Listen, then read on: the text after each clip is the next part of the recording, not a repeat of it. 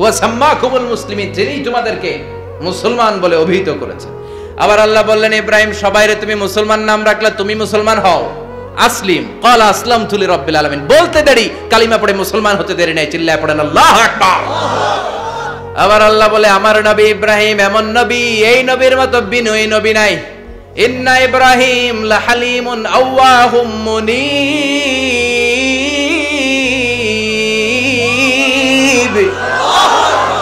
ইন্না ইব্রাহিম লাহালিম আওয়াহ মুনীব, এই নবী সহনশীল নবী। সুবহানাল্লাহ পড়ে। সহনশীলতার কোনো অভাব নাই, যেটার অভাব আমাদের মধ্যে সবচেয়ে বেশি। কথা কন, আমাদের বাংলাদেশীদের মধ্যে সহনশীলতার অভাব আছে না নাই? নিজে যেই দল করি এটাই ভালো, বাকি সব কালা। আছে না নাই? আমি তাবলীগ করি তো আমি ভালো, বাকি সব বাতিল। আমি জামাত ইসলাম করি তো আমি হক, বাকি সব বাতিল। আমি আহলে হাদিস তো আমি সেরা, আমার মতো সেরা কেউ নাই। এরকম অসহনশীল মানসিকতা আছে না নাই? নিজে যেটা বুঝি এটাই ভালো, বাকিরা কেউ ভালো না, বাকি কেউ ভালো না। আহা, কি ভয়ঙ্কর অবস্থা। কিন্তু সাইয়েদনা ইব্রাহিমের অভ্যাস এটা ছিল না, উনি সহনশীল ছিলেন। আমাদের বাংলাদেশে দেখেন কত ইসলামিক দল, কত পীরের মুরিদ, কত পীর। এই দেশে যত পীর, অনেক দেশে জনগণ এত নাই। কথা কন, এত পীর এই দেশে, অনেক দেশের জনসংখ্যাও এত না।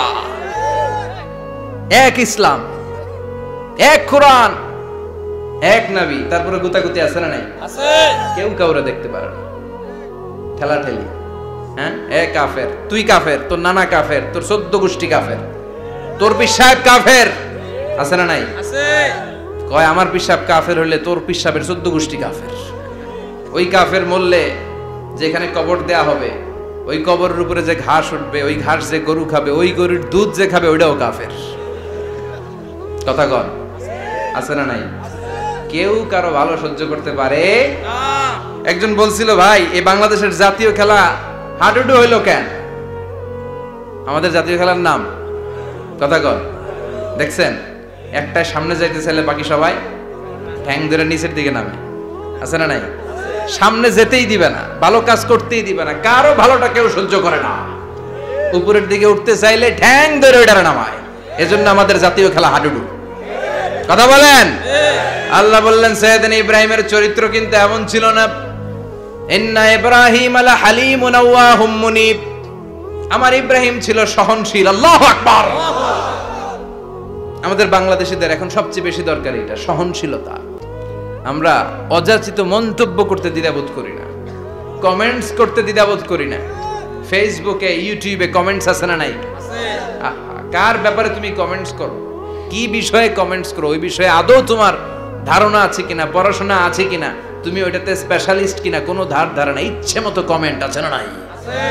ইচ্ছে মতো মন্তব্য, একে অপরের প্রতি হিংসা, কোনো ভালোবাসা নাই, মহব্বত নাই। এক নবীর উম্মাহ, এক লা ইলাহার পতাকার তলে আমরা দাঁড়িয়ে, চিল্লায় বলেন ঠিক কিনা? তারপরে গুতাগুতি, কিলাকিলি, কেউ কাউরে দেখতে পারে না। আল্লাহ তুমি হেফাজত করো, আমাদের মধ্যে তুমি ঐক্য তৈরি করে দাও, হিংসা জিঘাংসা তুমি হৃদয় থেকে দূর করে দাও। আবার আল্লাহ বললেন, ইন্না ইব্রাহিম কানা উম্মাতান ওয়াহিদা, আমার খলিল ইব্রাহিম শুধু সহনশীল নয়, আমার খলিল ইব্রাহিম একাই একটা উম্মত। এটা একটা কথা হইল, একা একটা উম্মত হইতে পারে? আমরা সবাই উম্মত, কোটি কোটি মানুষ, ফলে বিশ্ব নবীর উম্মত, উম্মতে মুহাম্মাদে, ঠিক কিনা? একজন কি একটা উম্মত হইতে পারে? আল্লাহ বলেন, ইব্রাহিম এমন নবী, একাই একটা উম্মত। সুবহানাল্লাহ পড়ে। ইন্না ইব্রাহিম কানা উম্মা ওয়াহিদার, কারণ উনি যখন জমিনে ছিলেন একটা লোক আল্লাহর নাম নেয়ার মতো ছিল না, সব ছিল মুশরিক। উনি ছাড়া সব মুশরিক। উনি ছিলেন মুওয়াহহিদ, তাওহীদের পক্ষে। উনি ছাড়া পৃথিবীতে তখন যারা ছিল সব ছিল তাওহীদের বিপক্ষে, মানে মুশরিক। আল্লাহ বুঝাতে চাইলেন পুরো মুশরিক গোষ্ঠী একটা উম্মত, আমার ইব্রাহিম খলিল একাই আরেক উম্মত। ইন্না ইব্রাহিম কানা উম্মাতান ওয়াহিদা, সাইয়েদনা ইব্রাহিমের সময়কালে মুসলমান বলতে কেউ ছিল না, উনি একা ছাড়া। তার মানে গোটা বিশ্বের সব মুশরিক মিলে একা একটা উম্মত, সাইয়েদনা ইব্রাহিম নিজে নিজে একটা উম্মত। কি পরীক্ষা করে কিভাবে আল্লাহ ওনারে উত্তীর্ণ করেছেন, এজন্য খুশি হয়ে আল্লাহ ওনারে খালিল উপাধি দিয়েছেন। কথা কন, ওনার কিছু উপাধি আছে, একটা হচ্ছে সিদ্দিক। কি উপাধি? আমাদের অনেকের নাম আছে না? এদিকে আছে সিদ্দিক নামে কেউ? মাশাআল্লাহ আছে তো। সিদ্দিক মানে কি জানেন? হ্যাঁ, কথা কন। সত্যবাদী, শুধু সত্যবাদী না, সত্য প্রকাশে, সত্য গ্রহণে, সত্যের ব্যাপারে আপোষহীন, কোনো আপোষ করে না। চিল্লা এখন ঠিক কিনা?